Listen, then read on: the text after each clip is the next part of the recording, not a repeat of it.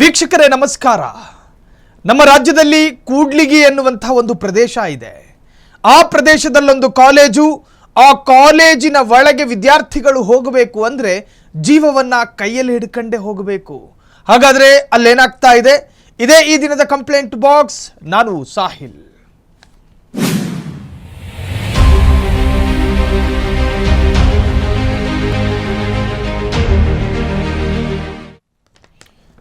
ಮುಖದಲ್ಲಿ ನಗು ಇರಬೇಕು, ಮನಸ್ಸಿನಲ್ಲಿ ಉತ್ಸಾಹ ಇರಬೇಕು. ವಿದ್ಯಾರ್ಥಿಗಳು ಕಾಲೇಜಿಗೆ ಹೋಗಬೇಕಾದ್ರೆ ಅವರಲ್ಲಿ ನಿರಾತಂಕ ಇರಬೇಕು. ಆದರೆ ಕಾಲೇಜಿಗೆ ಜೀವ ಬಿಗಿ ಹಿಡಿದು ಹೋಗುವ ವಿದ್ಯಾರ್ಥಿಗಳು ರಾಷ್ಟ್ರೀಯ ಹೆದ್ದಾರಿ 50ರ ಕಾಲೇಜು ಬಳಿ ಅವ್ಯವಸ್ಥೆ. ಕಾಲೇಜಿಗೆ ಹೋಗಬೇಕು ಅಂದ್ರೆ ಜೀವ ಬಿಗಿ ಹಿಡಿದು ಹೋಗಬೇಕು. ನ್ಯಾಷನಲ್ ಹೈವೇ 50ರ ಕಾಲೇಜು ಬಳಿ ಅವ್ಯವಸ್ಥೆ. ಸ್ವಲ್ಪ ಮೈ ಮರೆತರೂ ಕೂಡ ಜೀವ ಹೋಗೋದು ಗ್ಯಾರಂಟಿ. ಸ್ಟೀಲ್ ಸೇತುವೆಗೆ ಅನುಮತಿ ನೀಡದ ಹೆದ್ದಾರಿ ಪ್ರಾಧಿಕಾರ. ವಿಜಯನಗರ ಸಾಮ್ರಾಜ್ಯದಲ್ಲಿ ಇದೆಂತಹ ಸ್ಥಿತಿ? ಕೂಡ್ಲಿಗಿ ಹೊರವಲಯದಲ್ಲಿ ಹೆದ್ದಾರಿ ದಾಟೋದಕ್ಕೆ ಪರದಾಟ. ರಾಷ್ಟ್ರೀಯ ಹೆದ್ದಾರಿ 50ರ ಎಡವಟ್ಟಿಗೆ ಮಕ್ಕಳ ಜೀವಕ್ಕೆ ಕುತ್ತು. ಸ್ವಲ್ಪ ಯಾಮಾರಿದ್ರೂ ಕೂಡ ಪ್ರಾಣ ಪಕ್ಷಿ ಹಾರೋದಂತೂ ಗ್ಯಾರಂಟಿ. ಸ್ಟೀಲ್ ಸೇತುವೆಗೆ ನಿರ್ಮಾಣಕ್ಕೆ ಒಪ್ಪದ ಹೆದ್ದಾರಿ ಪ್ರಾಧಿಕಾರ. ಅಧಿಕಾರಿಗಳ ನಿರ್ಲಕ್ಷ್ಯಕ್ಕೆ ಹೈರಾಣಾದ ವಿದ್ಯಾರ್ಥಿಗಳು. ಕೂಡ್ಲಿಗಿ ಹೊರವಲಯದಲ್ಲಿ ಹೆದ್ದಾರಿ ದಾಟೋದಕ್ಕೆ ಪರದಾಟ. ರಾಷ್ಟ್ರೀಯ ಹೆದ್ದಾರಿ 50ರ ಎಡವಟ್ಟಿಗೆ ಮಕ್ಕಳ ಜೀವಕ್ಕೆ ಕುತ್ತು. ಸ್ವಲ್ಪ ಯಾಮಾರಿದ್ರೂ ಕೂಡ ಮಕ್ಕಳ ಜೀವ ಹೋಗ್ತವೆ. ಸ್ಟೀಲ್ ಸೇತುವೆ ಮಾಡೋದಕ್ಕೆ ಪ್ರಾಧಿಕಾರ ಅನುಮತಿಯನ್ನು ಕೊಡ್ತಾ ಇಲ್ಲ. ಅವೈಜ್ಞಾನಿಕ ಅನ್ನುವ ಕಾರಣಕ್ಕೋಸ್ಕರ ಅಲ್ಲ, ಬದಲಾಗಿ ಬಸ್ ನಿಲ್ದಾಣವೂ ಆ ಭಾಗದಲ್ಲಿಲ್ಲ. ಬಸ್ಗಳು ಕೂಡ ನಿಲ್ಲೋದಿಲ್ಲ. ಮಕ್ಕಳು ನಡ್ಕಂಡೇ ಹೋಗಬೇಕು. ಪ್ರತಿದಿನ ಜೀವ ಕೈಯಲ್ಲಿ ಹಿಡಿದು ಕಾಲೇಜಿಗೆ ತೆರಳುವ ದುಸ್ಥಿತಿ. 10 ಬಾರಿ ಮನವಿ ಮಾಡಿದ್ರು ಕ್ಯಾರೆ ಎನ್ನದ ಪ್ರಾಧಿಕಾರ. ಶಾಸಕರ ಮನವಿಯನ್ನು ಲೆಕ್ಕಿಸದ ಹೆದ್ದಾರಿ ಅಧಿಕಾರಿಗಳು. ದ್ವಾರ ಸೇರುವ ಮುನ್ನವೇ ಸಾಕ್ಷಾತ್ ಯಮನ ದರ್ಶನ ಆಗುತ್ತೆ. ಬಳ್ಳಾರಿ ವಿಜಯನಗರ ಸಂಸದರು ಕರಗುವರೆ. ಮಕ್ಕಳ ಜೀವದ ಜೊತೆ ಚೆಲ್ಲಾಟ ಆಡುತ್ತಿರುವಂತಹ ಆಡಳಿತ ವ್ಯವಸ್ಥೆ. ಹೆದ್ದಾರಿ ಪ್ರಾಧಿಕಾರದ ಮೊಂಡುತನಕ್ಕೆ ವಿದ್ಯಾರ್ಥಿಗಳ ಆಕ್ರೋಶಗಳು ವ್ಯಕ್ತವಾಗಿದೆ. 2 ಅಪಾಯಕಾರಿ ಹೆದ್ದಾರಿಗಳ ನಡುವೆ ಸಿಲುಕಿದ ಕಾಲೇಜು. ಭವಿಷ್ಯದ ಕನಸು ಹೊತ್ತ ಮಕ್ಕಳಿಗೆ ನಿತ್ಯವೂ ನರಕಯಾತನೆ. ಧಾವಂತದ ರಸ್ತೆಯಲ್ಲಿ ಪ್ರಾಣ ರಕ್ಷಿಸಿಕೊಳ್ಳುವುದಕ್ಕೆ ಹೆಣಗಾಟ. ಮೌನ ಮುರಿಯದ ಜಿಲ್ಲಾಡಳಿತದ ವಿರುದ್ಧ ಜನಾಕ್ರೋಶಗಳು ಶುರುವಾಗಿದೆ. ಕಂಪ್ಲೇಂಟ್ ಬಾಕ್ಸ್ ಮುಖೇನ ಸ್ಟೀಲ್ ಬ್ರಿಡ್ಜ್ ಬೇಡಿಕೆಗೆ ಅಧಿಕಾರಿಗಳ ಜಾಣ ಮೌನ. ಇನ್ನೆಷ್ಟು ಅಮಾಯಕ ಜೀವಗಳು ಬಲಿಯಾಗಬೇಕು? ಹೆದ್ದಾರಿ ಎಡವಟ್ಟು ವಿದ್ಯಾರ್ಥಿಗಳ ಗೋಳು ಕೇಳುವವರೇನಿಲ್ಲ. ಫ್ರೀಡಂ ಟಿವಿಯ ಕಂಪ್ಲೇಂಟ್ ಬಾಕ್ಸ್ಗೆ ವಿದ್ಯಾರ್ಥಿಗಳ ದೂರು ದಾಖಲಾಗಿದೆ. ನ್ಯಾಷನಲ್ ಹೈವೇ ಪ್ರಾಧಿಕಾರ ಇನ್ನಾದರೂ ಎಚ್ಚೆತ್ತುಕೊಳ್ಳಬೇಕು. ಆ ಭಾಗದ ಶಾಸಕರು ಸಾಕಷ್ಟು ಬಾರಿ ಮನವಿ ಮಾಡಿದ್ರೂ ಕೂಡ ಹೆದ್ದಾರಿ ಪ್ರಾಧಿಕಾರಕ್ಕೆ ಮಾತ್ರ ಮನಸ್ಸು ಕರಗ್ತಾ ಇಲ್ಲ. ವಿದ್ಯಾರ್ಥಿಗಳು ಕಾಲೇಜು ದ್ವಾರ ಸೇರಬೇಕು ಅಂದರೆ ಯಮನ ದರ್ಶನ ಮಾಡಬೇಕು. ಆ ಯಮನ ದರ್ಶನ ಆದ ನಂತರವೇ ಕಾಲೇಜು ಪ್ರವೇಶ. ಹಾಗಾದರೆ ಆ ಭಾಗದ ಕಾಲೇಜಿನ ಪರಿಸ್ಥಿತಿ ಏನಿದೆ? ಆ ಕಾಲೇಜು ಎದುರುಗಡೆ ಇರತಕ್ಕಂಥ ಹೆದ್ದಾರಿಯ ಅವ್ಯವಸ್ಥೆ ಹೇಗಿದೆ? ಎಲ್ಲದರ ಬಗ್ಗೆ ಒಂದು ಕಂಪ್ಲೀಟ್ ರಿಪೋರ್ಟ್ ಇಲ್ಲಿದೆ.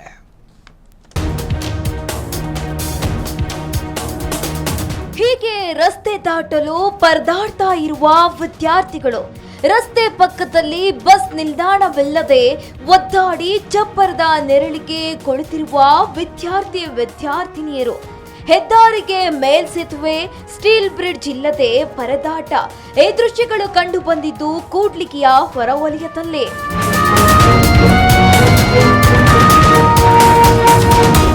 ಹೌದು, ವಿಜಯನಗರ ಜಿಲ್ಲೆಯ ಕೂಡ್ಲಿಗಿ ಪಟ್ಟಣದ ಹೊರ ವಲಯದಲ್ಲಿರುವ ರಾಷ್ಟ್ರೀಯ ಹೆದ್ದಾರಿ 50ರ ಎಡವಟ್ಟಿಗೆ 2 ರಸ್ತೆಗಳನ್ನು ದಾಟಿ ಕಾಲೇಜಿಗೆ ಹೋಗೋದಕ್ಕೆ ವಿದ್ಯಾರ್ಥಿಗಳು ಪರದಾಡುವ ಪರಿಸ್ಥಿತಿ ಒದಗಿ ಬಂದಿದೆ. ವಿದ್ಯಾರ್ಥಿಗಳು ಸರ್ಕಾರಕ್ಕೆ ಹಿಡಿ ಶಾಪ ಹಾಕ್ತಾ ಇದ್ದಾರೆ. ಸರ್ಕಾರಿ ಕಾಲೇಜಿನ ಅಂದ್ರೆ ಡಿಪ್ಲೊಮ್ ಕಾಲೇಜಿನ ವಿದ್ಯಾರ್ಥಿಗಳು ಇವತ್ತು ಜೀವವನ್ನ ಕೈ ಹಿಡಿದುಕೊಂಡು ಇವತ್ತು ಕಾಲೇಜುಗಳಿಗೆ ಬರುವಂತ ದಿನ ಎದುರಾಗಿರುವಂತದ್ದು. ನಾವು ವಿಜಯನಗರ ಜಿಲ್ಲೆಯ ಕೂಡ್ಲಿಗಿ ತಾಲೂಕಿನ ಹೊರಭಾಗದಲ್ಲಿ ಇರ್ತಕ್ಕಂತ ಡಿಪ್ಲೊಮಾ ಇನ್ ಕಾಲೇಜ್ ಸರ್ಕಾರಿಯ ಪಾಲಿಟೆಕ್ನಿಕ್ ಕಾಲೇಜಿನ ಮುಂದುಗಡೆ ಇರುವಂತದ್ದು. ಅಂದ್ರೆ ರಾಷ್ಟ್ರೀಯ ಹೆದ್ದಾರಿ 50ರ ಪಕ್ಕದಲ್ಲಿ ನಾವು ಇರುವಂತದ್ದು. ನಾವು ದೃಶ್ಯಗಳಲ್ಲಿ ನಿಮ್ ಮುಂದೆ ತೋರಿಸ್ತಾ ಹೋಗ್ತೀವಿ. ನಮ್ಮ ಫ್ರೀಡಂ ಟಿವಿ ರಿಯಾಲಿಟಿ ಚೆಕ್ ಅನ್ನ ಮಾಡುವಂತ ಸಂದರ್ಭದಲ್ಲಿ ವಿದ್ಯಾರ್ಥಿಗಳಿಗೆ ಏನೆಲ್ಲ ಸಮಸ್ಯೆ ಆಗ್ತಿದೆ ಅಂತಂದೇಳಿ ನಾವು ಒಂದು ರಿಯಾಲಿಟಿ ಚೆಕ್ ಮಾಡುವಾಗ ನಮಗೆ ಗೊತ್ತಾಗಿದ್ದು, ಈ ಒಂದು ರಾಷ್ಟ್ರೀಯ ಹೆದ್ದಾರಿ ಅಂದ್ರೆ ತಡೆದು ಅಂದ್ರೆ ದಾಟಿ ಇವತ್ತು ಕಾಲೇಜಿಗೆ ಹೋಗುವಂತ ದಿನ ಇರುವಂತದ್ದು. ಯಾಕಂತ ಹೇಳಿದ್ರೆ ಇವತ್ತು ಸುಮಾರು 500ರಿಂದ 600 ವಿದ್ಯಾರ್ಥಿಗಳು ಇವತ್ತು ಈ ಒಂದು ಕಾಲೇಜಿಗೆ ಅಂದ್ರೆ ತಮ್ಮ ಬದುಕನ್ನ ಕಟ್ಟಿಕೊಳ್ಳೋದಕ್ಕೆ ತಂದೆ ತಾಯಿಯ ಏನೋ ಆಶಯಗಳನ್ನ ಏನಿದಾವೆ ಅವನ್ನೆಲ್ಲವನ್ನು ಪೂರೈಸಲಿಕ್ಕಾಗಿ ಇವತ್ತು ಈ ಒಂದು ಕಾಲೇಜಿಗೆ ಕೂಡ ಇವತ್ತು ತಮ್ಮ ವಿದ್ಯಾಭ್ಯಾಸವನ್ನ ಮುಂದುವರಿಸಲಿಕ್ಕೆ ಬರ್ತಾ ಇದ್ದಾರೆ. ಆದ್ರೆ ಇವತ್ತು ಈ ಕಾಲೇಜಿಗೆ ಬಂದಂತ ಸಂದರ್ಭದಲ್ಲಿ ರಿಟರ್ನ್ ಆಗಿ ಮತ್ತೆ ನಾವು ವಾಪಸ್ ಹೋಗ್ತೀವಲ್ಲ ಅನ್ನೋವಂತ ಭಯದಲ್ಲಿ ಕೂಡ ಇವತ್ತು ಈ ಒಂದು ವಿದ್ಯಾರ್ಥಿಗಳು ಕೂಡ ಇವತ್ತು ತಮ್ಮ ವಿದ್ಯಾಭ್ಯಾಸವನ್ನ ಮುಂದುವರಿಸಿರುವಂತದ್ದು. ಜೊತೆಗೆ ಇಲ್ಲೊಬ್ಬ ವಿದ್ಯಾರ್ಥಿಯನ್ನ ನಾವು ಮಾತಾಡಿಸುವಂತ ಒಂದು ಪ್ರಯತ್ನವನ್ನ ಮಾಡ್ತೀವಿ. ಯಾಕಂತಂದ್ರೆ ಇಲ್ಲಿ ವಸ್ತುಸ್ಥಿತಿ ಹೇಗಿದೆ ಅಂತಂದೇಳಿ ನಾವು ನೋಡುವಂತ ಒಂದು ಪ್ರಯತ್ನವನ್ನ ನಾವು ಮಾಡ್ತಿದೀವಿ. ಯಾಕಂದ್ರೆ ಇಲ್ಲಿ ಈ ದಿನನಿತ್ಯ ಸಮಸ್ಯೆ ಯಾವ ರೀತಿ ಇರ್ತದೆ ಅಂತಂದೇಳಿ ಖುದ್ದಾಗಿ ಇವತ್ತು ವಿದ್ಯಾರ್ಥಿಯನ್ನ ಮಾತಾಡೋಣ. ಏನಾಗ್ತಾ ಇದೆ ಇವತ್ತು, ನಿಮ್ಮ ಪರಿಸ್ಥಿತಿ ಹೇಗಿದೆ, ಏನ್ ಹೇಳಕ್ ಇಷ್ಟಪಡ್ತೀರಿ ಇವತ್ತು? ಸರ್, ನಮಗೆ ಬಸ್ಸಿನ ವ್ಯವಸ್ಥೆ ಇಲ್ಲ. ಇಲ್ಲಿ ಬೆಳಗ್ಗೆ 9 ಗಂಟೆಗೆ ಒಂದು 9:30 ಒಂದು ಬರುತ್ತೆ. ಅದು ಒಂದು 8:30 ಒಂದು ಹಳ್ಳಿ ಬಸ್ ಅಂತ ಹೋಗ್ತದೆ. ನಾವು ಇಲ್ಲಿರೋದಂದ್ರೆ 600 ಜನ ಹುಡುಗಿದ್ದೀವಿ, ಒಟ್ಟು ಸ್ಟೂಡೆಂಟ್ಸ್ ಇರೋದು 600ರಿಂದ 700 ಜನ ಆಗ್ತೀವಿ. ಅದರಲ್ಲಿ 600ರಿಂದ 700 ಜನ 3 ಬಸ್ಸಿಗೆ ಆಗಲ್ಲ. ಅದರಲ್ಲಿ ನಡ್ಕೊಂಡು ಬರ್ತಾರೆ ಎಷ್ಟೋ ಜನ, 3 ಕಿಲೋಮೀಟರ್ ಆಗುತ್ತೆ. ಅಲ್ಲಿ ನಡ್ಕೊಂಡ್ ಬರ್ಬೇಕು. ಮತ್ತೆ ಇಲ್ಲಿ ಸೇಫ್ಟಿ ಈ ಕಡೆಯಿಂದ ಆ ಕಡೆ ಕ್ರಾಸ್ ಮಾಡ್ಬೇಕಂದ್ರೆ ಸಡನ್ ಆಗಿ ವೆಹಿಕಲ್ ಬರ್ತಿರ್ತಾವ, ಹೊಡಿತಿರ್ತಾರೆ, ಹೋಗ್ತಿರ್ತಾರೆ, ಮಾಮೂಲಿ ಆಗ್ತದೆ. ಮತ್ತೆ ಒಂದೇನಿಲ್ಲ, ಸ್ಟೀಲ್ ವೇವ್ ಬಿಡ್ ಸ್ಟೆಪ್ ಮಾಡಿದ್ರೆ ಮೇಲೆ ಯಾರು ಅಡ್ಡಾಡಕ್ ಮಾಡ್ತೀವಿ. ಇಲ್ಲಿ ಒಟ್ಟು ನಮ್ಗೆ ಏನೋ ಸೇಫ್ಟಿ ಮಾಡಿಕೊಟ್ರೆ ಸಾಕಷ್ಟೇ, ಇನ್ನೇನ. ಮತ್ತೆ ಇಲ್ಲಿ ನಿಂದ್ರಕಂಡ್ರೆ ಬಸ್ ಸ್ಟಾಪ್ಗೆ ಲೇಡೀಸ್ ಆಗಿರ್ಬೋದು, ಲೆಕ್ಚರ್ಸ್ ಆಗಿರ್ಬೋದು, ನಾವೇ ಆಗಿರ್ಲಿ, ಅವ್ರು ಯಾವುದೇ ಒಂದು ಸೇಫ್ಟಿ ಇಲ್ಲ. ನೆಳ್ಳಿಲ್ಲ ಅಂದ್ರೆ ಹಿಂಗೆ ಬಿಸಿಲಲ್ಲಿ ನಿಂದಿರ್ಬೇಕು, ಮಳೆ ಬಂದ್ರೆ ಇಲ್ಲೇ ನಿಂದಿರ್ಬೇಕು. ಎಲ್ಲಿ ಮರನೂ ಇಲ್ಲ, ಏನಿಲ್ಲ. ತುಂಬಾ ಕಷ್ಟ ಆಗ್ತದೆ ಸರ್ ಅಷ್ಟು. ಇದಿಷ್ಟು ಹೇಳುವಂತದ್ದು ಏನೋ ಈ ಒಂದು ಹೆದ್ದಾರಿ ಅಂದ್ರೆ ಇವತ್ತು ಫ್ಲೈಓವರ್ ಅನ್ನ ನಿರ್ಮಾಣ ಮಾಡಬೇಕಾಗಿದೆ. ಯಾಕಂತ ಹೇಳಿದ್ರೆ ಇವತ್ತು ಈ ಒಂದು ರಸ್ತೆ ಅಂದ್ರೆ 2 ರಸ್ತೆಗಳನ್ನ ಇವತ್ತು ವಿದ್ಯಾರ್ಥಿಗಳು ದಾಟುವಂತದ್ದು ಅನಿವಾರ್ಯತೆ ಕೂಡ ಇರುವಂತದ್ದು. ಯಾಕಂತಂದ್ರೆ ಇವತ್ತು ಬೆಂಗಳೂರಿಗೆ ಹೋಗ್ತಕ್ಕಂಥದ್ದು ಮತ್ತೆ ಬಿಜಾಪುರ್ಗೆ ಹೋಗ್ತಕ್ಕಂಥ 2 ರಸ್ತೆಗಳನ್ನ ಇವತ್ತು ವಿದ್ಯಾರ್ಥಿಗಳು ಇವತ್ತು ಈ ಕಡೆಯಿಂದ ಈ ರಸ್ತೆಯಿಂದ ಆ ಒಂದು ಕಾಲೇಜಿಗೆ ದಾಟಬೇಕಂತ ಹೇಳಿದ್ರೆ ಇವತ್ತು ಜೀವನ ಕೈ ಹಿಡ್ಕೊಂಡು ಹೋಗುವಂತ ಪರಿಸ್ಥಿತಿ ಇರುವಂತದ್ದು. ಇದಕ್ಕೆ ಸಂಬಂಧಪಟ್ಟ ಜನಪ್ರತಿನಿಧಿಗಳಾಗಿರ್ಬೋದು ಮತ್ತು ಸ್ಥಳೀಯ ಅಧಿಕಾರಿಗಳಾಗಿರ್ಬೋದು, ಜಿಲ್ಲಾಡಳಿತ ಆಗಿರ್ಬೋದು, ಇದಕ್ಕೆ ಸೂಕ್ತ ರೀತಿಯಲ್ಲಿ ವ್ಯವಸ್ಥೆ ಮಾಡಬೇಕಂತ ಹೇಳಿ ಸ್ಥಳೀಯರು ಮತ್ತು ವಿದ್ಯಾರ್ಥಿಗಳು ಒತ್ತಾಯವನ್ನ ಮಾಡ್ತಾ ಇದ್ದಾರೆ. Bhimraj, Freedom TV, Vijayanagara.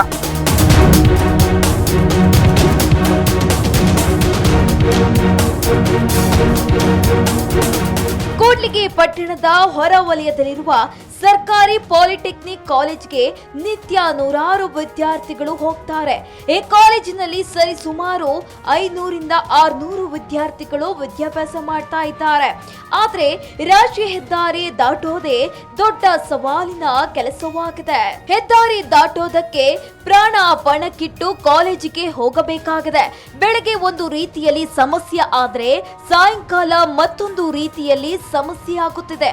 ಹಲವು ಬಾರಿ ಈ ಸಮಸ್ಯೆಗೆ ಪರಿಹಾರ ಮಾಡಿಕೊಡಿ ಅಂದ್ರೂ ಪ್ರಯೋಜನವಾಗಿಲ್ಲ ಅಂತಾರೆ ವಿದ್ಯಾರ್ಥಿಗಳು. ಸೊ ಇಲ್ಲಿ ಕೂಡ್ಲಿಗಿ ನಗರದಲ್ಲಿ ಹೊರವಲಯದಿರ್ತಕ್ಕಂಥ ಏನು ಡಿಪ್ಲೊಮಾ ಕಾಲೇಜ್ ಇದೆ. ಈಗಾಗಲೇ 2 ಹಾಸ್ಟೆಲ್ಗಳು ನಿರ್ಮಾಣ ಆಗಿರ್ತಕ್ಕಂಥದ್ದು. ಕುಡಿಯುವ ನೀರಿನ ಇಲಾಖೆ, ನೈರ್ಮಲ್ಯ ಇಲಾಖೆ ಪ್ಲಸ್ ZP ಇರ್ತಕ್ಕಂಥದ್ದು ಇಲ್ಲೇ ಇದೆ. ಹಲವಾರು ವಿದ್ಯಾರ್ಥಿಗಳು ಹಳ್ಳಿ ಭಾಗದಿಂದ 500ರಿಂದ 600ಕ್ಕೂ ಹೆಚ್ಚು ವಿದ್ಯಾರ್ಥಿಗಳು ಬರ್ತದೆ. ಮೊನ್ನೆ ನಾವು ಒಂದು ಮನವಿಯನ್ನ ಮಾಡಿದ್ವಿ. ಮೊನ್ನೆ ಒಬ್ಬ ಸ್ಟೂಡೆಂಟ್ ಏನೋ ಒಂದು ಹೋದ ವರ್ಷದ ಹಿಂದೆ ಒಂದು ಮಿಲ್ಕ್ ಟ್ಯಾಂಕರ್ ಕಾಲ ಮೇಲೆ ಸಂಪೂರ್ಣವಾಗಿ ಹಚ್ಚಿ ಇವತ್ತಿನವರೆಗೂ ಒಂದು ಶಾಶ್ವತವಾಗಿರ್ತಕ್ಕಂಥ ಅಂಗವೈಕಲ್ಯವನ್ನು ಅನುಭವಿಸಿದ್ದಾನೆ. ಇದನ್ನ ನಾವು ಸಂಪೂರ್ಣವಾಗಿ ನಾವು ರಾಷ್ಟ್ರೀಯ ಪ್ರಾಧಿಕಾರ ಇಲಾಖೆ ಪದೇ ಪದೇ ಗಮನಕ್ಕೆ ತರ್ತಾನೆ ಇದೀವಿ. ಒಂದು ಸ್ಟೀಲ್ ಬ್ರಿಡ್ಜ್ ಅನ್ನ ಇವತ್ತಿನವರೆಗೂ ಮಾಡಕ್ ಆಗ್ತಾ ಇಲ್ಲ.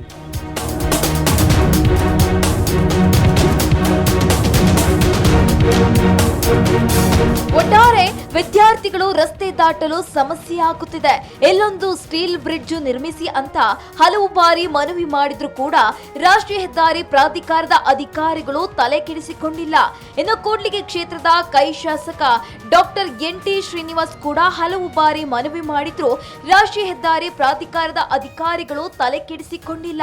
ಬಳ್ಳಾರಿ ಮತ್ತು ವಿಜಯನಗರ ಅಖಂಡ ಜಿಲ್ಲೆಯ ಸಂಸದ A Tukaram steel flyover bridge ಮಾಡ್ತಾರಾ ಅನ್ನೋದು ಕಾದ್ ನೋಡ್ಬೇಕಾಗಿದೆ. Bhimraj, Freedom TV, Vijayanagara.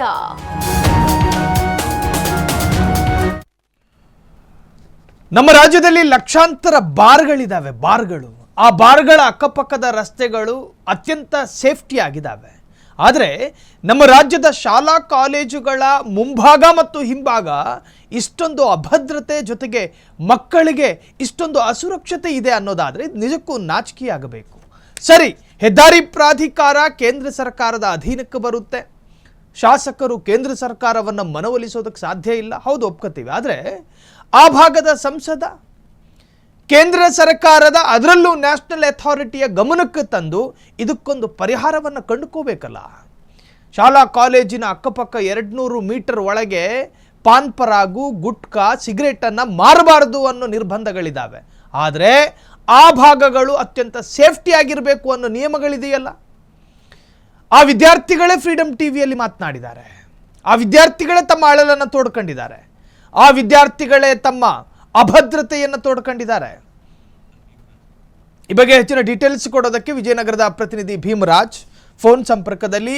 ಭೀಮರಾಜ್, ನಿಮ್ಮ ವರದಿಯಲ್ಲಿ ಆ ಮಕ್ಕಳ ಅತ್ಯಂತ ವೇದನೆಯುಕ್ತವಾದಂಥ ಅಳಲದು, ನಮ್ಮ ಜೀವಕ್ಕೂ ಜೀವನಕ್ಕೂ ಸೇಫ್ಟಿ ಕೊಡಿ ಅಂತ ಹೇಳ್ತಿದ್ದಾರೆ. ಏನು ಹೇಳ್ತೀರಾ ಈ ಬಗ್ಗೆ ಹೆಚ್ಚಿನ ಡೀಟೇಲ್ಸ್ ಕೊಡೋದಾದ್ರೆ ಭೀಮರಾಜ್? ಹೌದು, ಖಂಡಿತ ಸಾಹಿಲ್. ಯಾಕಂತ ಹೇಳಿದ್ರೆ ಇವತ್ತು ಡಿಪ್ಲೊಮಾ ಕಾಲೇಜಿಗೆ ಬರ್ತಕ್ಕಂತ ಎಲ್ಲ ವಿದ್ಯಾರ್ಥಿಗಳಿದ್ದಾರೆ. ಇವತ್ತು ದಿನನಿತ್ಯ ಕೂಡ ಸಾವು ಬದುಕಿನ ಮಧ್ಯೆ ಕೂಡ ಇವತ್ತು ತಮ್ಮ ವಿದ್ಯಾಭ್ಯಾಸವನ್ನ ಮುಂದುವರಿಸಿರುವಂತದ್ದು. ಯಾಕಂತ ಹೇಳಿದ್ರೆ ಇವತ್ತು ರಾಷ್ಟ್ರೀಯ ಹೆದ್ದಾರಿ ಬಿಜಾಪುರಕ್ಕೆ ಹೋಗುವಂತದ್ದು, ಒಂದು ಬೆಂಗಳೂರಿಗೆ ಹೋಗ್ತಕ್ಕಂತ ಒಂದು 2 ಹೆದ್ದಾರಿಗಳಿದಾವೆ. ಆ 2 ರಸ್ತೆಗಳನ್ನ ದಾಟಿ ಇವತ್ತು ಕಾಲೇಜಿಗೆ ಹೋಗುವಂತ ಪರಿಸ್ಥಿತಿ ಇವತ್ತು ಅಲ್ಲಿರುತ್ತದ್ದು. ಆದ್ರೆ ಇದಕ್ಕೂ ಮುಂಚೆ ಕೂಡ ಈಗಾಗಲೇ ರಾಷ್ಟ್ರೀಯ ಹೆದ್ದಾರಿ ಪ್ರಾಧಿಕಾರ ಮತ್ತು ಏನೋ ಸಂಬಂಧಪಟ್ಟಂತ MP ಅವರಿಗೂ ಕೂಡ ಈಗಾಗಲೇ ಸಂಸದರಿಗೆ ಕೂಡ ಗಮನಕ್ಕೆ ತಂದ್ರು ಕೂಡ ಇನ್ನೂವರೆಗೂ ಕೂಡ ಇವತ್ತು ಏನೋ ಒಂದು ಫ್ಲೈಓವರ್ ಅಂದ್ರೆ ಇವತ್ತು ಸ್ಟೀಲ್ ಬ್ರಿಡ್ಜ್ ಕೂಡ ಇವತ್ತು ನಿರ್ಮಾಣ ಮಾಡದೇ ಪರಿಸ್ಥಿತಿ ಇರೋದ್ರಿಂದ ಇವತ್ತು ಜೀವವನ್ನ ಕೈಲಿ ಇಟ್ಕೊಂಡು ಇವತ್ತು ಏನೋ ಕಾಲೇಜಿಗೆ ಹೋಗುವಂತ ಪರಿಸ್ಥಿತಿ ಕೂಡ ಎದುರಾಗಿರುವಂತದ್ದು. ಯಾಕಂತಂದ್ರೆ ಇಲ್ಲಿ ಕೂಡ್ಲಿಗಿ ಅಂತ ಹೇಳಿದ್ರೆ ಅದು ಹೆಚ್ಚಿನ ಸಂಖ್ಯೆಯಲ್ಲಿ ಕೂಡ ಇವತ್ತು ಹಳ್ಳಿಗಳನ್ನು ಹೊಂದಿರತಕ್ಕಂತ ಒಂದು ತಾಲೂಕು ಆಗಿರೋದ್ರಿಂದಾಗಿ ಹೆಚ್ಚಿನ ಸಂಖ್ಯೆಯಲ್ಲಿ ಇವತ್ತು ಹಳ್ಳಿಗಳಿಂದ ಕೂಡ ಇವತ್ತು ಡಿಪ್ಲೊಮಾ ಕಾಲೇಜಿಗೆ ಇವತ್ತು ವಿದ್ಯಾರ್ಥಿಗಳು ಇವತ್ತು ಕಾಲೇಜಿಗೆ ಬರ್ತಾರೆ. ಅಂದ್ರೆ ತಮ್ಮ ಭವಿಷ್ಯವನ್ನು ಕಟ್ಟಿಕೊಳ್ಳಕ್ಕೆ ಇವತ್ತು ಏನೋ ಒಂದು ಕಾಲೇಜಿಗೆ ಬರ್ತಾರೆ. ಆದ್ರೆ ಇವತ್ತು ಭವಿಷ್ಯವನ್ನು ಕಟ್ಟಿಕೊಳ್ಳಕ್ಕೆ ಬರ್ತಕ್ಕಂತ ವಿದ್ಯಾರ್ಥಿಗಳ ಏನೋ ಪ್ರಾಣ ಇವತ್ತು ಉಳಿಯದೇ ಇರ್ತಕ್ಕಂಥ ಪರಿಸ್ಥಿತಿ ಇದೆ. ಕಾರಣ ಯಾಕಂತಂದ್ರೆ ಇವತ್ತು ಎಷ್ಟೋ ಅಪಘಾತಗಳು ಇವತ್ತು ರಾಷ್ಟ್ರೀಯ ಹೆದ್ದಾರಿಯಲ್ಲಿ ಕೂಡ ಇವತ್ತು ಸಂಭವಿಸ್ತಾ ಇದಾವೆ. ಯಾಕಂದ್ರೆ ಇವತ್ತು ತಮ್ಮ ಬದುಕನ್ನ ಕಟ್ಟಿಕೊಳ್ಳಕ್ಕಾಗಿ ಬಂದ್ರೆ ಇವತ್ತು ಆ ತಂದೆ ತಾಯಿಗಳು ಇವತ್ತು ಆಸೆ ಪಟ್ಟು ಇವತ್ತು ನಮ್ಮ ಮಕ್ಕಳು ಇವತ್ತು ಒಳ್ಳೆ ಉಜ್ವಲ ಭವಿಷ್ಯ ಕಟ್ಕೊಳ್ಳಿ ಅಂತಂದೇಳಿ ಇವತ್ತು ಕಾಲೇಜಿಗೆ ಕಳ್ಸಿಕೊಟ್ರೆ ಇವತ್ತು ಎಷ್ಟೋ ಅಪಘಾತಗಳಾಗಿದೆ. ಆದ್ರೆ ಕೆಲವೇ ತಿಂಗಳ ಹಿಂದೆ ಕೂಡ ಒಬ್ಬ ವಿದ್ಯಾರ್ಥಿಗೂ ಕೂಡ ಒಂದು ಅಪಘಾತ ಆಗ್ತದೆ, ಒಂದು ಆಕ್ಸಿಡೆಂಟ್ ಆಗ್ತದೆ. ಆಕ್ಸಿಡೆಂಟ್ ಆಗುತ್ತೆ, ಕಾಲನ್ನ ಫ್ರಾಕ್ಚರ್ ಮಾಡ್ಕೊಂಡು ಅದು ಸಂಪೂರ್ಣವಾಗಿ ಅಂಗವೈಕಲ್ಯ ಕೂಡ ಇವತ್ತು ಆಗಿರುವಂತದ್ದು ಸ್ಪಷ್ಟ ಉದಾಹರಣೆ ಕೂಡ ಸಾಕಷ್ಟು ಇವೆ ಅಂತಂದೇನೆ ಹೇಳ್ಬೋದು ಸಾಹಿಲ್. ಭೀಮರಾಜ್, ಇಲ್ಲಿ ನನಗೊಂದು ಪರಮಾಶ್ಚರ್ಯ ಅನ್ನಿಸ್ತಾ ಇರೋದೇನು ಅಂತ ಕೇಳಿದ್ರೆ, ಸರ್ಕಾರದ ಅನುದಾನಗಳನ್ನ ಕಾಯೋದು ಬಿಡಿ, ನಮ್ಮ ಈ ಪ್ರಜಾಪ್ರಭುತ್ವದ ಭಾರತದಲ್ಲಿ ಸರ್ಕಾರದ ಅನುದಾನಗಳು ಒಂದು ತರಹದ ದುರಂತದ ಹಂತದಲ್ಲಿದೆ. ಆದರೆ ಆ ಭಾಗದ ಸಂಘ ಸಂಸ್ಥೆಗಳು ಅಥವಾ ಪ್ರೈವೇಟ್ ಯಾವುದಾದ್ರೂ ಸಂಘಟನೆಗಳು ಈವರೆಗೂ ವಾಲಂಟಿಯರ್ ಆಗಿ ಬಂದು ನಾವೇ ಮಾಡಿಸ್ಕೊಡ್ತೀವಿ ಅಂತ ಹೇಳಿರುವಂತಹದ್ದೇನಾದ್ರೂ ಕಂಡು ಬರ್ತಾ ಇದೆಯಾ ಭೀಮರಾಜ್? ಖಂಡಿತವಾಗಿ ಸಾಕಷ್ಟು ಸಂಘ ಸಂಸ್ಥೆಗಳು ಕೂಡ ಈಗಾಗಲೇ ತಾಲೂಕು ಆಡಳಿತ ಆಗಿರ್ಬೋದು ಮತ್ತು ಜಿಲ್ಲಾಧಿಕಾರಿಗಳಿಗಾಗಿರ್ಬೋದು ಹಲವು ಬಾರಿ ಕೂಡ ಮನವಿ ಮಾಡಿದ್ದಾರೆ. ಆದ್ರೆ ಯಾವುದೇ ಒಂದು ಸಂಘ ಸಂಸ್ಥೆಗಳು ಕೂಡ ಯಾಕಂತಂದ್ರೆ ಇವತ್ತು ಆರ್ಥಿಕ ಫೈನಾನ್ಷಿಯಲಿ ವಿಷಯ ಆಗಿರೋದ್ರಿಂದಾಗಿ ಯಾರು ಕೂಡ ಇವತ್ತು ಸಂಘಟನೆ ಮುಖಂಡರು ಕೂಡ ಆಗಿರ್ಬೋದು ನಾವು ಕಟ್ಟಿಕೊಳ್ಳಿಕ್ಕೆ ಬರ್ತಾ ಇಲ್ಲ ಅಂತ ಹೇಳ್ತಾರೆ. ಆದ್ರೆ ಈ ಮುಂಚೆ ಕೂಡ ಇನ್ನು ಕೂಡ್ಲಿಗಿ ಕ್ಷೇತ್ರದ ಶಾಸಕರು ಏನಿದ್ದಾರೆ NT ಶ್ರೀನಿವಾಸ್ ಅವರು ಅವ್ರ ಗಮನ ಕೂಡ ಈಗಾಗಲೇ ಬಂದಾದ್ಮೇಲೆ ಕೂಡ ಇವತ್ತು ಅದನ್ನ ಏನೋ ಅಪ್ರೂವ್ ಇಲ್ಲ, ಇವತ್ತು ಟೆಂಡರ್ ಪ್ರಕ್ರಿಯೆಯಲ್ಲಿ ಏನೋ ಪ್ರೊಸೆಸ್ ಇದೆ, ಅಂದ್ರೆ ಪ್ರೊಸೆಸ್ ಅಲ್ಲಿ ಇದೆ ಅನ್ನೋ ಮಾತು ಕೂಡ ಈಗ ಆಲ್ರೆಡಿ ಹೇಳಿದ್ದಾರೆ. ಇನ್ನೇನು ತಿಂಗಳು 2 ತಿಂಗಳು ಅಂತ ಹೇಳ್ತಾ ಇದ್ದಾರೆ. ಆದ್ರೆ ಇದ್ ಹೇಳಕತ್ತೆ ಸುಮಾರು ಒಂದೂವರೆ ವರ್ಷ ಮೇಲೆ ಆಗೋಯ್ತು. ಸುಮ್ಮನೆ ಈಗ ದಿನಗಳು ಮಾತ್ರ ಹಾಗೆ ಕಾಲ ಕಳೀತಾ ಇದ್ದಾರೆ. ಇವತ್ತು ಏನು ಅಧಿಕಾರಿಗಳಾಗಿರ್ಬೋದು ಮತ್ತು ಜನಪ್ರತಿನಿಧಿಗಳು ತಮ್ಮ ದಿನನಿತ್ಯದ ಅಸಡ್ಡೆತನವನ್ನ ತೋರಿಸಿ ಇವತ್ತು ಹಾಗೆ ಕಾಲಗಳು ಕಳೀತಾ ಇದ್ದಾರೆ. ಆದ್ರೆ ಯಾವುದೇ ಒಬ್ಬ ವಿದ್ಯಾರ್ಥಿಯ ಏನೋ ಒಂದು ಜೀವ ಹೋಗುತ್ತೆ ಅಂತ ಹೇಳಿದ್ರೆ ಇದಕ್ಕೆ ಯಾರು ಹೊಣೆ ಅನ್ನೋದು ಒಂದು ಪ್ರಶ್ನೆ ಕೂಡ ಇವತ್ತು ಸಂಘ ಸಂಸ್ಥೆ ಮುಖಂಡರಾಗಿರ್ಬೋದು ಮತ್ತು ಮುಖಂಡರಾಗಿರ್ಬೋದು ಪ್ರಶ್ನೆಯನ್ನ ಮಾಡ್ತಾ ಇದ್ದಾರೆ. ಹಾಗಾಗಿ ಈ ಕೂಡಲೇ ಇದು ಸಂಬಂಧಪಟ್ಟಂತ MP ಕೂಡ ಈ ವಿಷಯಕ್ಕೂ ಈಗಾಗಲೇ ಗಮನಕ್ಕೆ ಹಾಕಿದೆ. ಆದ್ರೂ ಕೂಡ ಅವರು ಕೂಡ ಮಾಡಿ ಕೊಡ್ತೀವಿ ಅನ್ನೋ ಮಾತನ್ನು ಹೇಳಿದ್ದಾರೆ ಹೊರತಾಗಿ ಭರವಸೆ ಉಳಿದ ಹೊರತಾಗಿ ಆದ್ರೆ ಇನ್ನ ಯಾವುದೇ ರೀತಿಯಿಂದ ಕಾಮಗಾರಿಯನ್ನು ಕೆಲಸ ಮಾಡ್ತಕ್ಕಂತ ಇನ್ನು ಆ ಗೋಜಿಗೂ ಕೂಡ ಹೋಗಿಲ್ಲ ಅಂತಾನೆ ಕೂಡ ಹೇಳ್ಬೋದು ಸಾಹಿಲ್. ಇನ್ನು ಭೀಮರಾಜ್, ಇದು ನೋಡಿ ಆ ಭಾಗದ ಸಂಸದರ ಹೆಗಲ ವ್ಯಾಪ್ತಿಗೆ ಬರುವಂತಹ ಒಂದು ಜವಾಬ್ದಾರಿ ಇದು. ಇಲ್ಲಿ ವಿದ್ಯಾರ್ಥಿಗಳು ಬೀದಿಗಿಳಿದು ಮನವಿ ಮಾಡಿಕೊಳ್ಳಬೇಕಾದ ಅನಿವಾರ್ಯತೆಯೂ ಇಲ್ಲ. ಆಕ್ಚುಲಿ ಅವರಿದಕ್ಕೆ ತ್ವರಿತವಾಗಿ ಸ್ಪಂದನೆ ಮಾಡಬೇಕಾಗಿರುವಂತಹ ಕೆಲಸ ಇದು. ಇನ್ನು ನೀವು ಹೇಳ್ತಾ ಇದ್ರಿ 500ಕ್ಕೂ ಅಲ್ಲಿ ಸ್ಥಳೀಯರ ಜೊತೆ ನೀವು ಮಾತನಾಡ್ತಾ ಇದ್ದಂತಹ ಸಂದರ್ಭದಲ್ಲಿ ಅವರು ಹೇಳ್ತಾ ಇದ್ರು, ಬೇರೆ ಬೇರೆ ಜಿಲ್ಲೆಗಳಿಂದ ವಿದ್ಯಾರ್ಥಿಗಳು ಬರ್ತಾರೆ ಈ ಡಿಪ್ಲೊಮಾ ಕಾಲೇಜಿಗೆ, ನಾನಾ ತರಹದ ಕನಸುಗಳನ್ನು ಕಟ್ಟಿಕೊಂಡು ಬರ್ತಾರೆ. ಈ ಹಿಂದಿನ ವರ್ಷ ನಡೆದಂತಹ ದುರಂತದ ಬಗ್ಗೆಯೂ ಕೂಡ ಮಾತನಾಡ್ತಾ ಇದ್ರು. ಶಾಶ್ವತವಾಗಿ ಅಂಗವೈಕಲ್ಯಕ್ಕೆ ತುತ್ತಾಗಿದ್ದಾರೆ ಅಪಘಾತದ ಕಾರಣದಿಂದಾಗಿ ಅಂತ. ಸೊ ಇವೆಲ್ಲವೂ ಇದ್ದಾಗ ಈ ತರಹ ದುರಂತಗಳು ನಿಜಕ್ಕೂ ಕೂಡ ಒಂದು ತರಹದಲ್ಲಿ ದುರಂತ ಅಂತ ಕರೆಸಿಕೊಳ್ಳುತ್ತೆ. ಈ ಬಗ್ಗೆ ಮಾತನಾಡೋದಕ್ಕೆ ಸ್ವತಃ ತಹಶೀಲ್ದಾರ್ ನೇತ್ರಾವತಿ ಫೋನ್ ಸಂಪರ್ಕದಲ್ಲಿ. ಮೇಡಮ್ ನಮಸ್ಕಾರ. ಸರ್ ನಮಸ್ತೆ ಸರ್. ಮೇಡಮ್, ಕೂಡ್ಲಿಗಿಯಲ್ಲಿ ಒಂದು ಡಿಪ್ಲೊಮಾ ಕಾಲೇಜ್ ಇದೆ. ಆ ಕಾಲೇಜಿನ ಮುಂಭಾಗ ಅತ್ಯಂತ ಅವೈಜ್ಞಾನಿಕವಾಗಿದೆ. ಮಕ್ಕಳು ದಿನನಿತ್ಯ ಅಲ್ಲಿ ಪಾಠ ಕೇಳೋದಕ್ಕೆ ಬರಬೇಕಾದ್ರೆ ಜೀವವನ್ನ ಕೈಯಲ್ಲಿ ಹಿಡ್ಕೊಂಡು ಬರಬೇಕು. ಈ ವಿಚಾರ ತಮ್ಮ ಗಮನಕ್ಕೆ ಬಂದಿದೆಯಾ ಮೇಡಮ್? ಎಸ್ ಸರ್, ಗಮನಕ್ಕೆ ಬಂದಿದೆ ಸರ್. ಸೊ ಇದಕ್ಕೆ ಸಂಬಂಧಪಟ್ಟ ಹಾಗೆ ನಿಮ್ಮಿಂದ ಯಾವುದಾದ್ರೂ ಒಂದು ಸಣ್ಣ ಸ್ಪಂದನೆ ಆಗಿದೆಯಾ? ಇದಕ್ಕೇನಾದ್ರೂ ಪರಿಹಾರ ಹುಡುಕುವಂತ ಪ್ರಯತ್ನ? ಸರ್ ಖಂಡಿತ ಸರ್. ಈಗ ಮಾನ್ಯ ಶಾಸಕರು ಮತ್ತೆ ಮಾನ್ಯ MP ಸಾಹೇಬ್ರ ಗಮನಕ್ಕೆ ತಗೊಂಡ್ಬಂದಿದೀವಿ ಸರ್. ಈಗ ಆಲ್ರೆಡಿ ಫಂಡ್ ಕೂಡ ರಿಲೀಸ್ ಆಗಿದೆ, ಟೆಂಡರ್ ಕೂಡ ಆಗಿದೆ ಸರ್. ಈ ಮಂತ್ ಎಂಡ್ಗೆ ಕೆಲಸ ಸ್ಟಾರ್ಟ್ ಮಾಡ್ತೀವಿ ಸರ್. ಮೇಡಮ್ ಆದಷ್ಟು ಬೇಗ. Yes sir. ಎಸ್, ಈ ವಿಚಾರದ ಈಗ ಅಲ್ಲಿ ಆ ಕಾಲೇಜಿನಲ್ಲಿ ಕಲಿಯುವಂತಹ ವಿದ್ಯಾರ್ಥಿಗಳಿಗೆ ಒಂದು ತರಹದ ಅಭದ್ರತೆ ಕಾಡ್ತಾ ಇದೆ. ಯಾವಾಗ ಆಗುತ್ತೋ ಏನು ಅಂತ ಹೇಳಿ ಆ ವಿದ್ಯಾರ್ಥಿಗಳ ಗಮನಕ್ಕೆ ತರುವಂತಹ ಪ್ರಯತ್ನಗಳು ನಿಮ್ಮಿಂದ ಆಗಬೇಕು ಮೇಡಮ್. ಹೀಗೀಗಿದೆ ಸರ್ಕಾರಿ ಪ್ರಾಸೆಸ್ಗಳು ಹಿಂಗಿದಾವೆ. ಸೊ ಅಲ್ಲಿವರೆಗೂ ಕೂಡ ಅತ್ಯಂತ ಸುರಕ್ಷಿತವಾಗಿ ನೀವು ನಡೆದಾಡಬೇಕು. ಈ ತರಹದ ಒಂದು ಸಣ್ಣ ತಿಳುವಳಿಕೆ ನಿಮ್ಮಿಂದ ಆಗಬೇಕು ಮೇಡಮ್. ಖಂಡಿತ ಸರ್. ಈಗ ಆಲ್ರೆಡಿ ನಾವು ಕಾಲೇಜ್ ಬಿಡೋ ಟೈಮ್ಗೆ ಅಲ್ಲಿ ಹೈವೇ ಪೆಟ್ರೋಲ್ ನಿಲ್ಲಿಸಿ ವೆಹಿಕಲ್ ಮೂವ್ಮೆಂಟ್ ಕೂಡ ಸ್ಲೋ ಡೌನ್ ಮಾಡಿಸ್ತಾ ಇದೀವಿ ಸರ್. ಆದಷ್ಟು ಬೇಗ ಟೆಂಡರ್ ಆಗಿದೆ ಸರ್, ಆಲ್ರೆಡಿ ಕೆಲಸ ಶುರು ಮಾಡ್ತೀವಿ sir. Yes, excellent. Netravati madam ಮಾತನಾಡ್ತಾ ಇದ್ರು, ತಹಶೀಲ್ದಾರ್. ಈಗಾಗಲೇ ಥ್ಯಾಂಕ್ ಯು ಮೇಡಮ್ ಇಷ್ಟೊತ್ತು ಫ್ರೀಡಮ್ ಟಿವಿ ಜೊತೆ ಮಾತನಾಡಿದ್ದಕ್ಕೆ. ನೋಡಿ ಆ ಭಾಗದಲ್ಲಿ ನಾವು ತಹಶೀಲ್ದಾರ್ ಅವ್ರ ಜೊತೆ ಆಳವಾಗಿ ಕೇಳೋದಕ್ಕೂ ಕೂಡ ಬರೋದಿಲ್ಲ. ಕಾರಣ ಪಾಪ ಅವ್ರ ವ್ಯಾಪ್ತಿಗೆ ಬರೋದಿಲ್ಲ. ಆದರೂ ಕೂಡ ವ್ಯಾಪ್ತಿಗೆ ಬರೋದಿಲ್ಲ ಅಂತ ಅಂದ ತಕ್ಷಣ ವ್ಯಾಪ್ತಿಗೆ ಬರೋದಿಲ್ಲ ಅಂತಲ್ಲ. ಸೊ ಸರ್ಕಾರಿ ಪ್ರಾಸೆಸ್ಗಳಿದ್ದಾವೆ, ಪ್ರಕ್ರಿಯೆಗಳಿದ್ದಾವೆ. ಅದನ್ನು ಮೀರ್ಕೊಂಡು ಅವರು ಅದನ್ನು ಜಾರಿಗೆ ತರಬೇಕು ಅಂದರೆ ಒಂದು ಸ್ವಲ್ಪ ವಿಳಂಬ ಆಗೇ ಆಗುತ್ತೆ. ಆದರೆ ಎಲ್ಲ ಒಂದು ಕಡೆ ಈ ವಿಚಾರದಲ್ಲಿ ಯಾರೂ ಕೂಡ ನೆಗ್ಲಿಜೆನ್ಸ್ ಮಾಡಬಾರ್ದು. ಅಲ್ಲಿ ಕಾಲೇಜ್ ಇರೋದು, ಆ ಕಾಲೇಜಲ್ಲಿ ವಿದ್ಯಾರ್ಥಿಗಳು ಕಲಿತಿರೋದು. ಎಸ್, ಭೀಮರಾಜ್ ಸಂಪರ್ಕದಲ್ಲಿ ಇದ್ದಾರೆ ಅನಿಸುತ್ತೆ. ಎಸ್, ಮಾತನಾಡೋಣ. ಆ ಕಾಲೇಜು ಮುಂಭಾಗ ಅಸುರಕ್ಷಿತವಾಗಿದೆ, ಅಭದ್ರತೆಯಿಂದ ಕೂಡಿದೆ.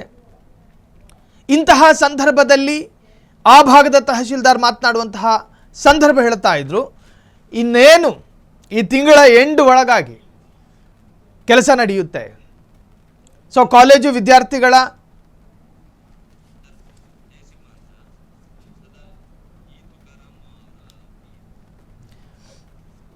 ಈ ಬಗ್ಗೆ ಮಾತನಾಡೋದಕ್ಕೆ ಜಯಸಿಂಹ ಅವರು ಫೋನ್ ಸಂಪರ್ಕದಲ್ಲಿದ್ದಾರೆ. ಈ ಸಂಸದರ PA ಅವರು ಕೂಡ ಆಗಿರುವಂತಹದ್ದು. ಸರ್ ನಮಸ್ಕಾರ. ನಮಸ್ತೆ. ಸರ್, ಕೂಡ್ಲಿಗಿ ಭಾಗದ ಒಂದು ಕಾಲೇಜಿನ ಆ ಒಂದು ಅಭದ್ರತೆಯ ವಾತಾವರಣ ಇದೆಯಲ್ಲ ಸರ್, ಈಗಾಗಲೇ ನಾವು ಆ ಭಾಗದ ತಹಶೀಲ್ದಾರ್ ಜೊತೆ ಮಾತನಾಡ್ತಾ ಇದ್ವಿ. ಸರ್ಕಾರದಿಂದ ಆಗಬೇಕಾಗಿರುವ ಎಲ್ಲ ಕೆಲಸಗಳು ಕೂಡ ಆಗ್ತಾ ಇದೆ, ಈ ತಿಂಗಳೊಳಗಾಗ ಅದಕ್ಕೊಂದು ಪರಿಹಾರ ಸಿಗುತ್ತೆ ಅಂತ. ಸೊ ನಿಮ್ಮ ಗಮನಕ್ಕೆ ಬಂದಾಗ ನಿಮ್ಗೆ ಅನಿಸಿದೇನು ಸರ್? ಸರ್, ಅದು ಆಲ್ರೆಡಿ ಈಗ ಟೆಂಡರ್ ಆಗಿದೆ. ಒಂದು ಬೆಂಗಳೂರು ಏಜೆನ್ಸಿ ಅವರಿಗೆ ಟೆಂಡರ್ ಆಗಿದೆ. ಬೈ ಮಂತ್ ಎಂಡ್ ಕಾಮಗಾರಿ ಶುರು ಆಗ್ತದೆ. ಆಮೇಲೆ ಡಿಸೆಂಬರ್ ಒಳಗೆ ಕಂಪ್ಲೀಟ್ ಆಗ್ತದೆ ಸರ್. ಸರ್, ಅಲ್ಲಿವರೆಗೂ ಮಕ್ಕಳ ಪರಿಸ್ಥಿತಿ ಏನು ಅನ್ನೋದೇ ನಮ್ಮ ಒಂದು ಕಾಳಜಿ ಸರ್. ಈಗ ಗೌರ್ಮೆಂಟ್ ಏನೇ ಕಾರ್ಯಕ್ರಮಗಳಿರ್ಲಿ ಅದ್ರದಾಗ ಒಂದು ಪ್ರೊಸೆಸ್ ಇರುತ್ತೆ. ಆ ಪ್ರೊಸೆಸ್ ತಕ್ಕಂಗೆ ಹೋಗ್ಬೇಕಲ್ವಾ ನಾವು. ಸರ್, ಅದು ಟೆಂಡರ್ಗೆ ಸ್ವಲ್ಪ ಟೈಮ್ ತಗೊಂತು. ಈಗ ಟೆಂಡರ್ ಆಗಿದೆ, ಫೈನಲ್ ಆಗಿದೆ, ವರ್ಕ್ ಇನಿಷಿಯೇಟ್ ಆಗ್ತಾ ಇದೆ ಸರ್. ಆದ್ರೂ ಕೂಡ ಒಂದು ಮುಂಜಾಗ್ರತಾ ಕ್ರಮವಾಗಿ ಒಂದು ಪರ್ಯಾಯ ಸೂತ್ರ ಅನ್ನೋದ್ರ ಬಗ್ಗೆ ಯೋಚನೆ ಮಾಡಿದ್ರು ಚೆನ್ನಾಗಿರ್ತಿತ್ತು ಸರ್. ಈಗ ಆ ಭಾಗದಲ್ಲಿ ನಿರಂತರವಾಗಿ ಗಾಡಿಗಳು ಓಡಾಡ್ತಾ ಇರ್ತವೆ, ಅದು ಕೂಡ ಘನವಾಹನಗಳು ಓಡಾಡುವಂತಹ ಪ್ರದೇಶ. ಸೊ ಯಾವುದೇ ತರಹದ ಅನಾಹುತಗಳು ಆಗಬಾರದು ಅನ್ನೋ ಕಾರಣ ಇರುವುದಾದ್ರೆ ಅಲ್ಲಿ ನಾವೊಂದು ಪರ್ಯಾಯ ಮಾರ್ಗವನ್ನು ಮಾಡಲೇಬೇಕು. ಆಕ್ಚುಲಿ ಅಲ್ಲಿ ಒಂದು ಸರ್ವಿಸ್ ರೋಡ್ ಇದೆ, ಪರಿಹಾರ ಮಾರ್ಗ. ಬಟ್ ಸ್ಟೂಡೆಂಟ್ಸ್ ಗೆ ಅದನ್ನ ಹೋಗ್ ಬರ್ಲಿಕ್ಕೆ ತುಂಬಾ ದೂರ ಆಗ್ತದೆ. ಹಾಗಾಗಿ ಏನ್ ಮಾಡ್ತಾರೆ, ಅವರು ದೂರ ಹೋಗೋದು ಬೇಡ ಅಂತ ಡೈರೆಕ್ಟ್ ರೋಡ್ ಕ್ರಾಸ್ ಮಾಡಕ್ ಟ್ರೈ ಮಾಡ್ತಾ ಇರ್ತಾರೆ. ಸೊ ಅದನ್ನ ನಾವು ಮುನ್ನೆಚ್ಚರಿಕೆಯಾಗಿ ಅವ್ರಿಗೆ ಹೇಳಿದೀವಿ, ಸ್ವಲ್ಪ ಡಿಸ್ಟೆನ್ಸ್ ಆದ್ರೂ ಪರವಾಗಿಲ್ಲ, ಸರ್ವಿಸ್ ರೋಡ್ ಅಲ್ಲೇ ಹೋಗಿ ಸುತ್ತಾಡ್ಕೊಂಡು ಬನ್ನಿ, ಏನೂ ಆಗಲ್ಲ. ಎಲ್ಲಿ ತನಕ ಕಾಮಗಾರಿ ಮುಗಿಯೋ ತನಕ. ಕಾಮಗಾರಿ ಮುಗಿದ್ಮೇಲೆ ಅವ್ರಿಗೆ ಈಜಿ ಆಗುತ್ತೆ ಓಡಾಡ್ಲಿಕ್ಕೆ, ಪೆಡೆಸ್ಟ್ರಿಯಲ್ ಆಗುತ್ತಲ್ವಾ, ಓಡಾಡ್ಬೋದು ಆರಾಮಾಗಿ. ಎಸ್, ಆದ್ರೂ ಕೂಡ ಕಾಲೇಜು ಆಡಳಿತ ಮಂಡಳಿಗೂ ಕೂಡ ಒಂದು ನಿಯಮಗಳನ್ನ ತರೋ ಪ್ರಯತ್ನ ಆಗಬೇಕು ಸರ್. ಮಕ್ಕಳು ವಿದ್ಯಾರ್ಥಿಗಳು ಸರ್ವಿಸ್ ರೋಡ್ ಅನ್ನೇ ಬಳಸ್ಕೊಂಡು ಬರಬೇಕು. ಆಡಳಿತ ಮಂಡಳಿಯಿಂದ ಒಂದು ಆದೇಶ ಬರೋ ತರ ನೀವುಗಳೇ ಕನ್ವಿನ್ಸ್ ಮಾಡೋ ಪ್ರಯತ್ನಗಳಾಗಬೇಕು. ಖಂಡಿತ ಮಾಡಿ. Thank you so much. Jayasimha ಅವರು ಸಂಸದರ PA ಕೂಡ ಆಗಿದ್ರು, ಆಪ್ತ ಸಹಾಯಕರು. ಸೊ ಅವ್ರು ಮಾತನಾಡ್ತಾ ಇದ್ರು. ಎಲ್ಲ ಒಂದು ಕಡೆ ಏನು ಗವರ್ಮೆಂಟ್ ಟೆಂಡರ್ ಕೂಡ ಅದರ ಪ್ರಾಸೆಸ್ ಕೂಡ ಮುಗಿದಿದೆ. ಇನ್ನೇನು ಕೆಲವೇ ದಿನಗಳಲ್ಲಿ ಕೆಲಸ ಪ್ರಾರಂಭ ಆಗುತ್ತೆ. ಇದಕ್ಕಿಂತ ದೊಡ್ಡ ವಿಜಯ ಇನ್ನೇನು ಬೇಕು? ಫ್ರೀಡಮ್ ಟಿವಿಯ ಕಂಪ್ಲೇಂಟ್ ಬಾಕ್ಸ್ನಲ್ಲಿ ಒಂದು ದೂರು ದಾಖಲಾಗುತ್ತೆ. ಆ ದೂರನ್ನು ನಾವು ವಿಸ್ತೃತವಾಗಿ ಬ್ರೇಕ್ ಮಾಡ್ತೀವಿ. ಮಕ್ಕಳ ಅಳಲನ್ನು ಕರ್ನಾಟಕದ ಕನ್ನಡಿಗರ ಕರ್ಣಬುಡಗಳಿಗೆ ತಲುಪಿಸುವಂತಹ ಪ್ರಯತ್ನಗಳನ್ನು ಮಾಡ್ತೀವಿ. ಆ ಕಾರ್ಯಕ್ರಮವನ್ನು ವೀಕ್ಷಣೆ ಮಾಡಿ ಸಂಬಂಧಪಟ್ಟಂಥ ಇಲಾಖಾಧಿಕಾರಿಗಳು ಫೋನ್ ಸಂಪರ್ಕದ ಮುಖಾಂತರವಾಗಿ ಮೌಖಿಕ ಭರವಸೆಯನ್ನು ಕೊಡ್ತಾರೆ. ಇದಕ್ಕಿಂತ ದೊಡ್ಡ ವಿಕ್ಟರಿ ಫ್ರೀಡಮ್ ಟಿವಿಗೆ ಇನ್ಯಾವುದೂ ಬೇಡ. ಮಕ್ಕಳು ಈ ಸೈತಾನ್ನಂತಹ ರಸ್ತೆಯನ್ನು ದಾಟಿ ಕಾಲೇಜು ಅಂಗಳಕ್ಕೆ ಹೋಗಬೇಕಾದ್ರೆ ಜೀವ ಮತ್ತು ಜೀವನ ಪ್ರಶ್ನಾರ್ಥಕ ಚಿಹ್ನೆಯಾಗಿರುತ್ತೆ. ಪ್ರತಿನಿತ್ಯ ನೂರಾರು ಗಾಡಿಗಳು ಓಡಾಡ್ತವೆ.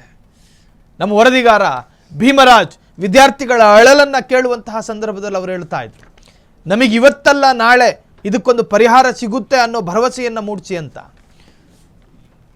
ಇನ್ನು ಮಾತನಾಡೋದಕ್ಕೆ ಸಚಿನ್ ಕುಮಾರ್, ಆ ಭಾಗದ ಸ್ಥಳೀಯ ಮುಖಂಡರು ಕೂಡ ಹೌದು, ಫೋನ್ ಸಂಪರ್ಕದಲ್ಲಿದ್ದಾರೆ. ಸರ್ ನಮಸ್ಕಾರ. ಸರ್ ನಮಸ್ಕಾರ. ಸರ್ ನಮಸ್ಕಾರ ಸರ್. ಸರ್, ಆ ಭಾಗದ ಆ ಕಾಲೇಜಿನ ಪರಿಸ್ಥಿತಿಗಳನ್ನು ನಾವು ಬ್ರೇಕ್ ಮಾಡಿದ್ವಿ. ತಹಶೀಲ್ದಾರ್ ಮಾತನಾಡಿದ್ರು, ಜೊತೆಗೆ ಸಂಸದರ ಆಪ್ತ ಸಹಾಯಕರು ಕೂಡ ಮಾತನಾಡಿದ್ರು.